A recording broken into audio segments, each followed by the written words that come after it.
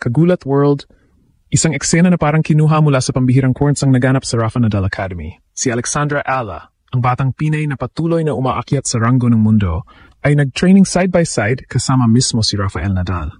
Eksaktong isang taon matapos ang kaniyang huling Davis Cup match, bumalik si Rafa sa court. Hindi para sa kompetisyon, kundi para ipakita na ang pag-ibig niya sa tennis ay buhay na buhay pa rin.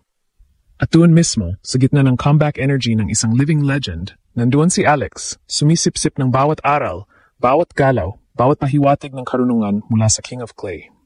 Hindi ito basta training day. Ito ay isang sandaling nagpakita ng isang alamat at ang isang paparating na reyna ay maaring magsanib sa isang espasyo at magpalitan ng kahusayan. Sa bawat clip na lumabas, ramdam ang respeto ni Alex. Focus, composed, at handang tumanggap ng guidance mula sa isa sa pinakamagaling na manlalaro sa kasaysayan. Sa kabilang banda, makikita si Rafa na natural, nakangiti, nagbibigay ng maliliit pero importanteng adjustments. At tila masaya na nakikitang may bagong henerasyon na nag-alab tulad niya nung siya'y nagsisimula pa lamang. Para sa maraming tennis fans, ang dalawang figura sa isang court ay hindi lang rare moment. Ito ay simbolo ng passing of passion, hindi lamang passing of torch. Ang pagbalik ni Nadal sa court ay malaking balita sa buong tennis world. Ngunit ang pagbalik niya na may kasamang presensya ni Alex, yan ang tunay na gumulat sa lahat. Pinakita nitong ang Pinay tennis sensation ay hindi na basta rising star. Isa na siyang atleta na nasa loob na ng bilog kung saan umiikot ang pinakamalaking pangalan ng sport. At sa bawat segundo ng kanilang magkasabay na drills, parang lumilinaw ang future na matagal nang hinihintay ng Pilipinong tennis community. Kung may isang player na maaaring magdala sa bansa sa pinakamataas na entablado, si Alex yon. At ngayon, may basbas pa mula sa mismong hari. Sa huli, ang training na ito ay nag-iwan ng isang malakas na mensahe. Si Rafa, ang king, ay muling nakabalik sa court upang ipakita ng pag-ibig sa laro ay hindi kailanman nawawala. Si Alex naman, ang bagong Pinay Queen, ay patuloy na nagpapatunay na kaya niyang sumabay sa pinakamalalakas at higit sa lahat, kaya niyang isulat ang sariling legacy.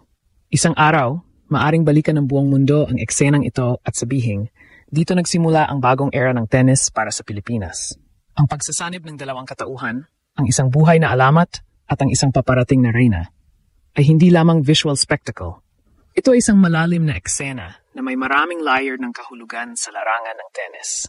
Kapag pinag-aralan mo ang training ni Alexandra Ala, kasama si Rafael Nadal, makikita mo agad na hindi ito pangkaraniwang pagkakataon. Sa sports psychology, symbolism, athlete development, at narrative building, napakaraming implikasyon ng moment na ito at bawat isa ay nagsasabi ng isang bagay.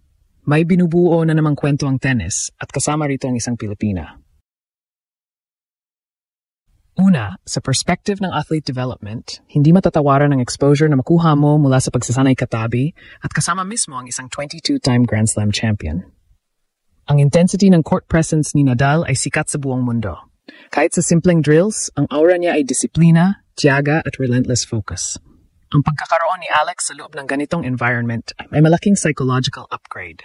Sa ganitong setup, natututo ang atleta hindi lang sa mga instruction, kundi sa observation. Kung paano huminga si Rafa sa pressure moments, paano siya nagre-reset, paano niya hinahati ang bawat movement sa micro-details.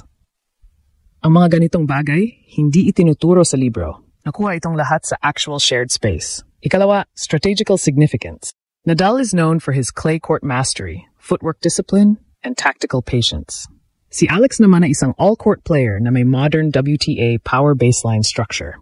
Ang magkakatabing training nila ay maaring nagbigay sa kanya ng rare insight kung paano pinapabagal, pinapahaba, o pinapatalino ang rally patterns. Mga skill na hindi lang magagamit sa clay tournaments, kundi sa buong WTA season. Sa simpleng pagsilip, may pagkakataong binabago ng ganitong session ang decision-making patterns ng isang young player. Ang exposure na ganoon ay maaring magbigay sa kanya ng bagong athletic identity o bagong instinctive tendencies. Ikatlo, symbolism. Ang narrative na King and the New Pinay Queen ay hindi lamang hype. Ito ay accurate depiction ng generational alignment. Sa sports history, may mga sandaling nagtatagpo ang legend at ang successor. Federer at Zverev sa practice courts, Serena at Coco Gauff sa mentorship moments. Ang ganitong simbolo ay nagbibigay ng emotional propulsion sa career trajectory ng isang rising star. Hindi man ito opisyal na endorsement. Ang simpleng pag-share ng court ng isang Nadal ay isang stamp of legitimacy sa mata ng fans, media, at maging ng ibang atleta sa tour. Ika-4, psychological anchoring. Para kay Alex, ang pagiging kasabay ng isang player na pinapanood mo nung bata ka pa ay gumagawa ng shift sa identity. Mula dreaming athlete papuntang belonging athlete. Psychologically, ang belongingness sa elite circle ay nagiging pangunahing factor kung bakit ang isang player ay biglang tumitibay ang confidence sa susunod na tournaments. Sa kabuuan, ang training session na ito ay hindi simpleng photo op. Ito ay intersection ng mentorship, narrative power, athlete growth, at global recognition.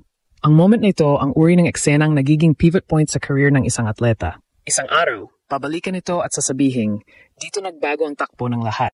Mas lalong lumilinaw kung bakit ang pagsasanay ni na Alex Ala at Rafael Nadal ay isa sa pinakamahalagang sandaling naganap sa modernong Filipino sports. Hindi lamang ito rare, ito ay strategically transformative.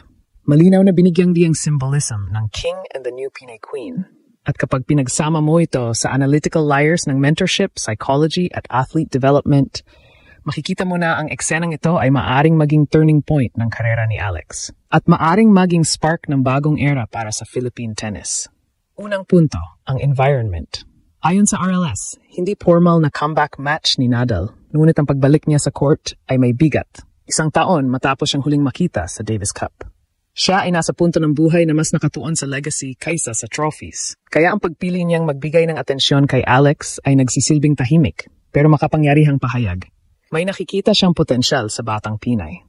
At sa anumang elite sport, kapag ang legend ay nagpakita ng interest sa isang bata, natural itong nagiging catalyst ng growth at recognition. Ikalawang punto, ang emotional alchemy ng moment. Mababasa kung paano magaan pero intense atmosphere. Ang intensity with calmness ni Nadal ay isang trait na humuhubog sa mga atleta sa paligid niya. Ang ganitong training vibe ay maaring mag-set ng bagong internal standard para kay Alex. Kapag nasanay ka sa world-class rhythm at competitive calm ni Rafa, iba na ang magiging default setting mo sa court. Ito ang tinatawag na psychological anchoring, isang internal shift na hindi nakikita pero nararamdaman sa laro. Ikatlong punto, ang narrative leverage. Ang legend at ang rising star, ang pagkakatapat ng dalawang henerasyon, at ang pagising ng tennis community sa eksenang parang cinematic. Makikita mong ang public perception ay may malaking epekto sa career momentum ng isang atleta. Ang viral visibility na dulot ng training kasama si Nadal ay nagdadala kay Alex sa global spotlight na maaring magbukas ng sponsorships, wildcard entries, at mas matitinding opportunities sa WTA level. Hindi ito hype lamang. Sa sports industry, perception often opens doors na dati ay sarado. Ika-4 na punto, the competitive upgrade. Binanggit ang tactical benefits na maaring nakuha ni Alex. Makikita mong ang session na iyon ay hindi lamang symbolic. May real-time skill absorption na nangyari.